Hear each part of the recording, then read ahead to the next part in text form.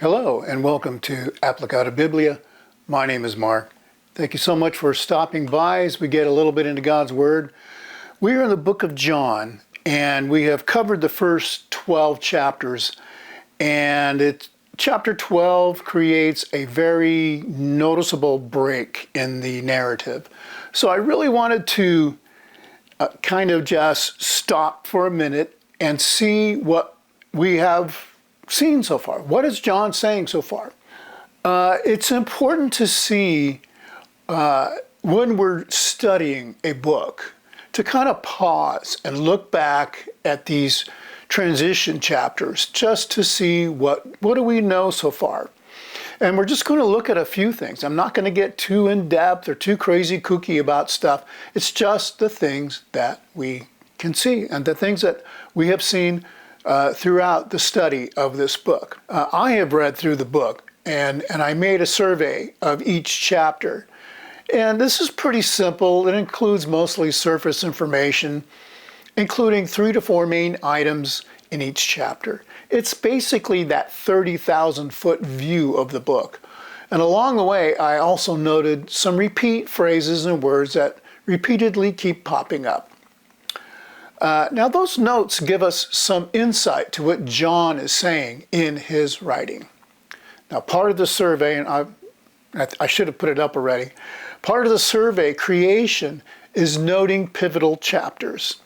Now, these chapters sort of end a specific narrative and are precursors to the following narratives that change course for various reasons, whatever it may be. After the survey creation, we start our in-depth study, looking for nuance, messages, and surprises that are not seen with a shallow overview. Now, chapter 12 is the last chapter before the final Passover, Jesus that he celebrates with his disciples on earth. Moving forward, the narrative will change from miracles and teaching and reproving to Jesus speaking directly to his closest 12 disciples in a very intimate setting. And he will be dead in 24 hours. So the big question when we get to that chapter, to chapter 13, is what will he do? What will he say? How will he address him? All of those types of questions should be at the forefront of the mind before studying. What is truly interesting is that John spends 5 chapters in the Passover scene. That is his focus. So we have to ask why, and we'll get to that when we start reading. And that will be the focus of that study. But before we do that, the big question is, what have we seen so far? So again, that's the survey chart that I made, and we see the yellow dots next to some chapters.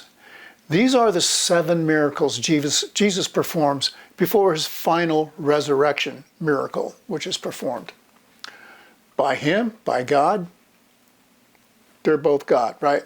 And someday we can discuss that.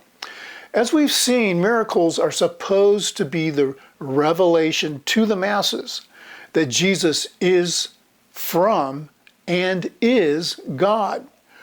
All chapters reveal some sort of teaching from Jesus, and these miracles force the ones that were present to decide whether or not they are ready to receive what Jesus offers, what he has to say. So I think for this review, we will simply take a look at the repeated words, phrases, and actions of the Christ to reveal the direction John is going. So there's those miracles, right? So that is a big one. And as of today, as far as I know, nobody was ever able to say, here is why it wasn't true. Here's why he didn't perform those miracles. Even the leaders of the day acknowledged that Jesus was performing those miracles. Okay, so one of the big words that we see, John, and of course, we're going to get to the part where Jesus is God. John says it right out of the gate. But one of the other big things that we see repeated is this idea of light versus darkness, a contrast to darkness. John is keen to associate Jesus with light. The entire New Testament uses the word light some 95 times for whatever reason. But the book of John is responsible for at least 25 of those. So why? Well, and the simple answer in my mind is that Jesus is light personified. He is antithetical to darkness, evil, and gloom. He is the light of God, after all. He reveals the Father and all that is good. And that's really who Jesus is. Remember, Jesus never sinned. That's crazy to think, because he was human. Now, Jesus came to address our place in the spiritual kingdom of Jehovah God, a dimension of light, truth, and reliability. This, of course, is the opposite of anything else. Now, we might try to be good and just and righteous, but Jesus reveals that the only path that is to God is through him. In John 9:5, Jesus says, "When I am in the world, I am the light of the world." Now, this is another noted statement of the Christ when he says, "I am." Remember, Jesus is Jewish, and his brothers and sisters, when they heard this, would have recognized the fulfillment and association of the "I am" statement that God made to Moses in the burning bush, and now Jesus is repeating that as God. Now, he only alludes to it, and we'll get into that why in a minute. Now, some scholars note 7 times Jesus makes this "I am" statement, and I believe there are many more, but that's not the point. The point is that Jesus says here, "I am God." Everyone living then and now has to deal with that statement. Either he was a great representative of God and God himself, or he was just not telling the truth. And that, of course, has never been disproven. All of the historical documents and all of the historical writings and all the things said about Jesus have never been, I'll just say this, they never were disproven in his day when it needed to be. So to support this illusion of Jesus saying, "I am," Jesus many times references his direct knowledge, association, and relationship with God. Now, scholars note some 40 times where he says, he knows God, or sees God, is what that means a lot of times, or is from God, or, if they knew God, they would know me, right? Or he says, "The Father sent me," or he says, "I am the door, I am the shepherd." He makes all kinds of these statements about who he is, where he's from, and what he's representing, and really is bringing authority to everything. We see that the authority Jesus brings just confounds people all the time. Now, "the Father sent me" can mean he set me apart. He set me apart, right? I'm apart from everybody else. The Father sent me. And the Father who sent me can just mean he dispatched me. Jesus is one of authority from authority, and that authority is God, as we understand it today. Now, these are true statements to reveal himself and the heart of the people. Many are doubtful of Jesus, thinking he is mad. Others believe, and we're going to talk a little bit about that at the end of this. Now, some believe, but he will not speak publicly for fears of being ostracized, right? That people believe in him, but they can't say anything. And that is probably one of the other bigger issues that the Gospels all bring out. And we'll get into that after the end of this. So, which is one of the main missions of Jesus, right? Is convincing his disciples, right? Getting people to believe and understand who he is his mission. Now, I say he's out to prove himself. People don't like that word because, well, God doesn't have to prove himself. No, he doesn't if he didn't care about us, but he cares about you, so he's out to prove who he is. He's convincing his disciples and anyone else who he is. The problem is that because Jesus is dedicated to a specific timeline, he can't just come out and say the one thing that will get him executed. He can't just come out and say, I am God, because then he'll be killed and it wouldn't be time yet. So he has to make allusions to that fact. And so it's not an easy task what he has in front of him. He can't just come out and go, look, I'm God and you need to get in line. He doesn't do that because that is not the message. Now, John puts the emphasis on believing. The word believe is used 38 times by Jesus, or believe, one of those parts of that word, by Jesus in different contexts through chapter 12, and then another 14 times to finish out the book. Now, he encourages others to simply believe in him and the one who sent him, right? Now, the word John uses is pisteuo, which is a verb that indicates the very action of believing and possessing faith. Now, there is a more common word, pistis, that is used for the noun faith. Paul uses that one a lot. And it means something that you have, right? You have faith. So these two terms are essentially inseparable in the overall sense of believing in faith. But pisteuo denotes a very active intent and action. It's not just of what you're persuaded. It is what you are doing mentally, spiritually, and physically.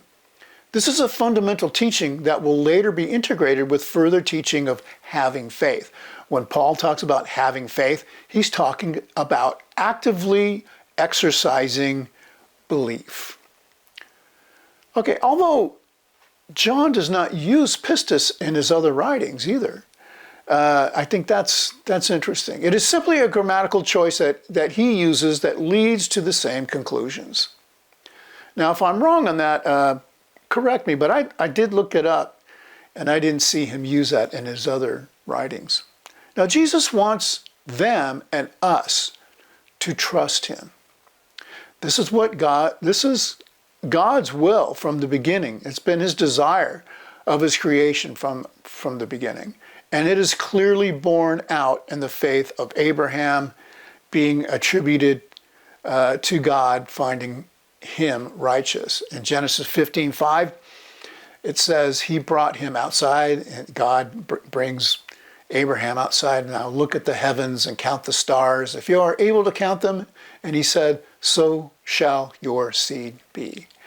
And he, Abraham, believed in Jehovah, and Jehovah counted it to him for righteousness. So that is the importance of faith. That is why faith is one of the more dominant attributes of every Christian. Every Christian must have and exercise faith. Now, Jesus does not stop there. All of his efforts are to lead mankind back to God. As stated, he is addressing spiritual life. We are, after all, made in his image. And he is looking to claim us as his. And he is willing to pay the cost. In his dissertations, Jesus makes forever statements like in 6:47, truly, truly, I say to you, the one believing into me has everlasting life. And the one believing into the Son has everlasting life. But the one disobeying the Son will not see life. A couple of things.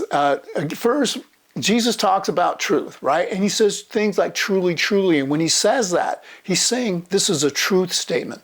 You don't get to argue. It's objective. Now, there's no ambiguity here, and the consequences are high.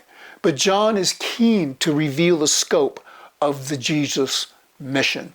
This man is here to claim anyone with active belief for eternity. This man, of course, who is God. So in a nutshell, if we were just to look back, Jesus performed miracles to reveal he is of and is God. And he confirms his position with I am statements. And eventually we'll see that that's what gets him executed. Something like that. He makes constant allusions to his deity by connecting himself to God and the God authority. And John, of course, again, John comes out saying that he is God.